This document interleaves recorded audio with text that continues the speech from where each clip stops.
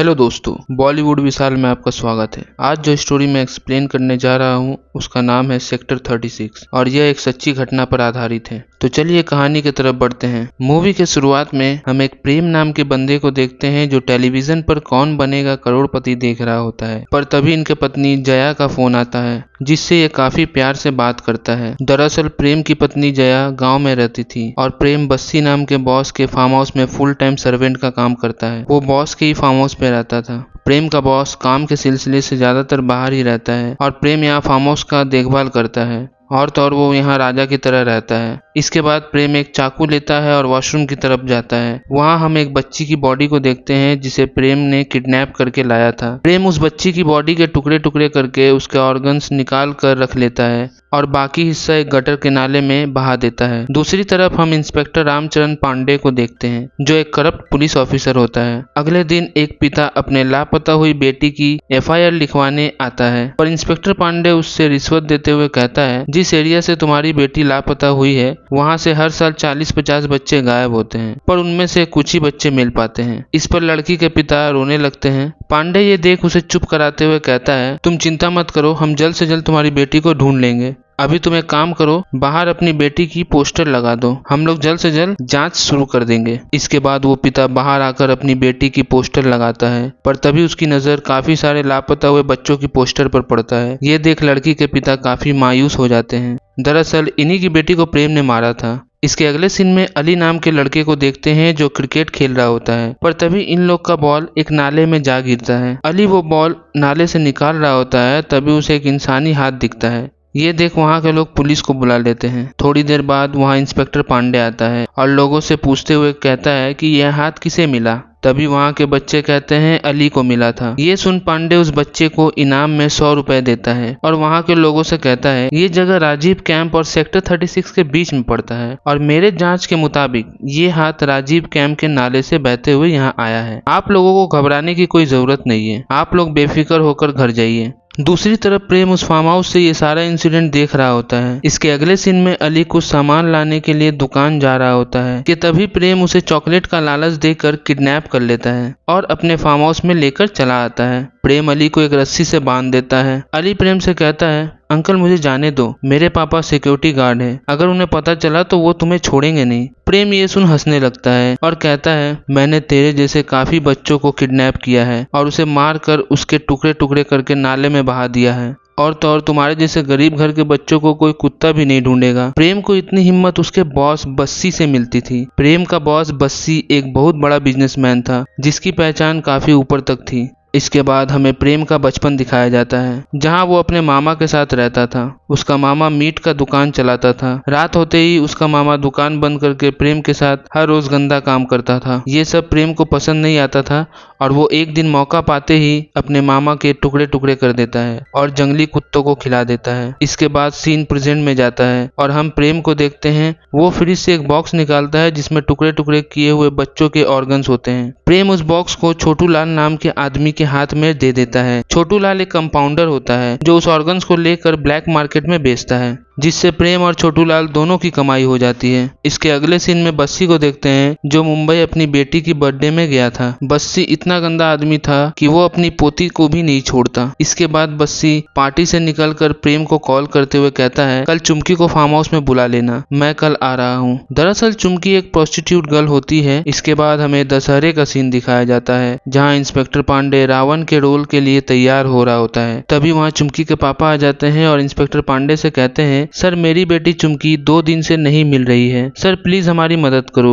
ये सुन इंस्पेक्टर कल थाने आने को बोलता है। इसके बाद चुमकी के पापा गुस्से में बोलने लगते हैं सर आपको ये नाटक करने की सैलरी नहीं मिलती, अगर मेरी जगह आपकी बेटी होती तो आप क्या करते, क्या आप भी ऐसे तमाशा देखते रहते। ये सुन इंस्पेक्टर पांडे सनक जाता है और उससे कहता है साले औकात में रहकर बात कर, तेरा बाप मुझे सैलरी नहीं देता समझा। अगर तुझे तेरी बेटी की इतनी ही फिक्र है तो उसे घर में रखता, बाहर क्यों छोड़ा। इसके बाद पांडे अपनी पत्नी से मिलता है और उससे अपनी बेटी के बारे में पूछता है। उसकी पत्नी कहती है वो अपनी सहेली के साथ वॉशरूम गई है। ये सुन पांडे थोड़ा गुस्सा होता है और अपनी बेटी को ढूंढने लगता है। दूसरी तरफ प्रेम भी यहाँ पहुंच चुका था एक नए बच्चे की तलाश में। थोड़ी देर बाद प्रेम की नजर पांडे की बेटी पर पड़ती है। वो उसे किडनैप करके ले जाने लगता है, पर उसी वक्त पांडे अपनी बेटी को देख लेता है और उसका पीछा करने लगता है। प्रेम ये देख बच्ची को जमीन में रख के आगे बढ़ जाता है, पर तभी वहाँ छोटू लाल एम्बुलेंस लेकर खड़ा होता है। वो पांडे को देखकर अनजान बन जाता है और बच्ची को लेकर अस्पताल चला जाता है। छोटू लाल प्रेम का ही आदमी होता है, पर प्लान में गड़बड़ होने की वजह से किडनैपिंग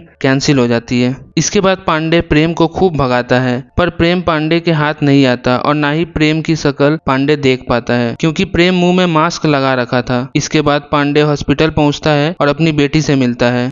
पांडे की पत्नी पांडे से कहती है, कैसे बाप हो आप? आपके सामने आपकी बेटी को कोई उठा के ले गया और आप कुछ नहीं कर पाए। इसके बाद पांडे चुमकी के घर जाता है और उसके पापा से कहता है, कल थाने आ जाना। अगली सुबह हम एक बच्चे को देखते हैं जिसका नाम विवान होता है और वो एक बहुत बड़े बिजनेसमैन का बेटा होता है। वो स्कूल बस की तरफ जा रहा होता है, पर कुछ गुंडे बाइक पर आते हैं और उस बच्चे को किडनैप करके वहां से ले जाते हैं। दूसरी तरफ चुमकी के पापा को देखते हैं जो थाने आया हुआ था। पांडे उसकी FIR लिख रहा होता है। चुमकी का पापा इंस्पेक्टर पांडे से कहता है, सर मैं एक रिक्शा वाला को जानता हूँ जो मेरी बेटी को लास्ट टाइम बस्सी साहब के फार्म हाउस के पास छोड़ा था। पांडे ये सुन बस्सी साहब के घर पहुंच जाता है और वहाँ प्रेम भी होता है। पांडे बस्सी साहब से पूछताछ करते हैं। बस्सी पांडे को कहता है, सर चुमकी मेरे यहाँ काम करती थी, पर वो यहाँ भी कुछ दिन से नहीं आई। पर तभी अचानक से चुमकी के पापा वहाँ आ टपकते हैं और कहने लगते हैं, सर यही हरामी मेरी बेटी को किडनैप किया है। इस पर बस्सी भड़क उठता है और पांडे से कहता है, सर इसकी बेटी एक प्रोस्टिट्यूट है और यही आदमी अपनी बेटी को मेरे पास सोने के लिए भेजता था। इसके बदले मैं इसे हर महीने अकाउंट में 30,000 रुपए ट्रांसफर करता था। ये सुन पांडे को झटका लगता है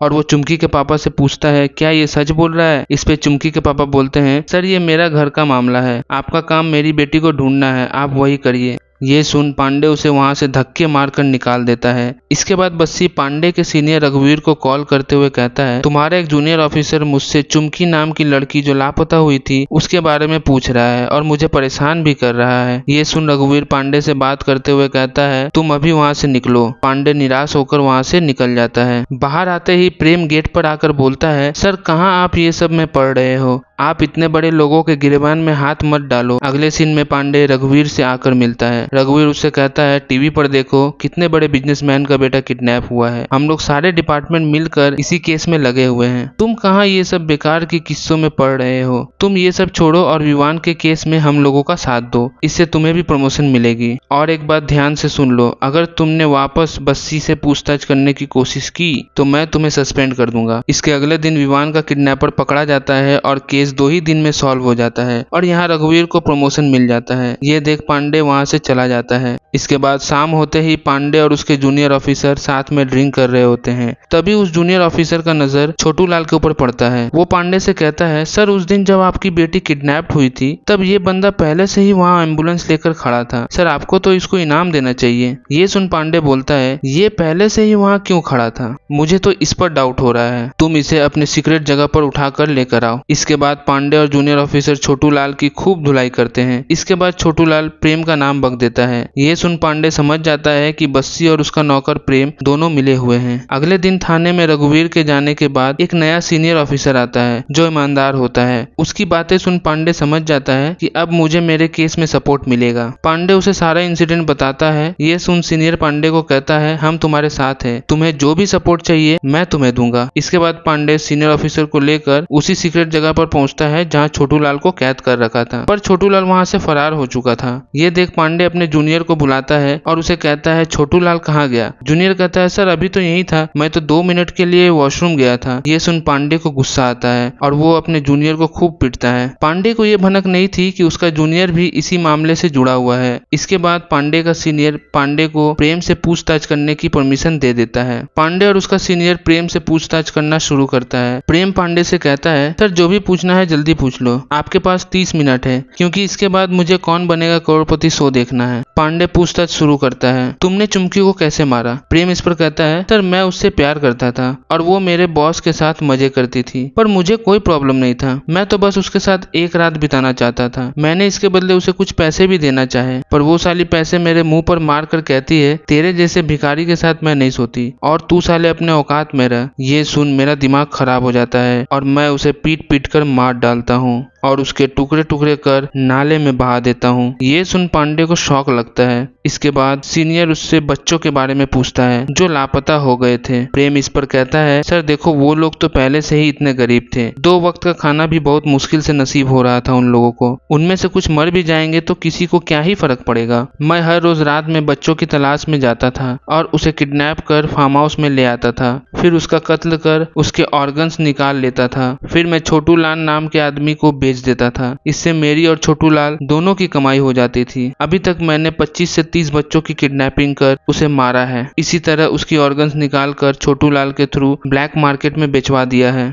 ये सब सुन पांडे भड़क उठता है और प्रेम को धोने लगता है। पूछताछ होने के बाद प्रेम को लॉकअप में बंद कर देते हैं। कुछ देर बाद पांडे प्रेम से जाकर पूछते हैं, जिन बच्चों को तुमने मारा था उनके बाकी हिस्से कहाँ हैं? प्रेम इस पर कहता है, सर वो तो मैंने अपने बस्सी साहब के फार्म हाउस के आंगन में दफना दिए हैं। ये सुन पांडे वहाँ से चला जाता है। अगले दिन सुबह पांडे प्रेम के साथ उस फार्म हाउस पर पहुँचता है और उसके आंगन में खुदाई करने लगता है। वहाँ पर पहले से सारी मीडिया और लापता हुए बच्चों के पेरेंट्स आ पहुँचते हैं। खुदाई करते करते वहाँ से काफी बच्चों के स्केलेटन और लेग बोन मिलते हैं। ये देख सारे पेरेंट्स भड़क उठते हैं और प्रेम को जनता के हवाले करने को कहते हैं। यहाँ मामला काफी बिगड़ने लगा था। इंस्पेक्टर प्रेम को लेकर वहाँ से थाने निकल जाता है और उसे लॉकअप में बंद कर देता है। अगले दिन बस्सी को पूछताछ के लिए बुलाया जाता है। रघुवीर बस्सी से कहता है, आप टेंशन मत लो, हम सारा इल्जाम प्रेम के ऊपर डाल देंगे, तब तक के लिए आप अंडरग्राउंड हो जाओ। दूसरी तरफ सारी मीडिया और जनता भड़क उठी थी। उन सबको इंसाफ चाहिए था, पर यह सिस्टम पूरी तरह से करप्ट हो चुका था। दूसरी तरफ रघुवीर को ये समझ आ जाता है कि अगर पांडे इस केस में एंड तक जुड़ा रहा तो बस्सी जरूर जेल के सलाखों में होगा। इसके बाद रघुवीर पांडे को सस्पेंड करवा देता है। यहाँ हम बस्सी के बिजनेसमैन फ्रेंड को देखते हैं जो बस्सी को रिहा करवाने के लिए सीनियर ऑफिसर से बात कर रहा होता है। दूसरी तरफ पांडे अपने सीनियर से रिक्वेस्ट करते हुए कहता है, सर वन लास्ट टाइम मुझे प्रेम से मिलने दीजिए, एक आखिरी सवाल करना है। यहाँ हम पांडे और प्रेम को आमने सामने देखते हैं। पांडे प्रेम से बोलता है, भाई तू जो ऑर्गन्स बेच के पैसे कमाता था वो पैसे कैसे भेजता था तू अपने गांव? प्रेम बोलता है, सर छोटू लाल के सहारे। पांडे इस पर हंसते हुए कहता है, वो तो मेरे हिरासत में है और उसके पास से एक पैसों से भरा बैग बरामद हुआ है। तेरी तो सारी कमाई सारी मेहनत तो बर्बाद हो गई।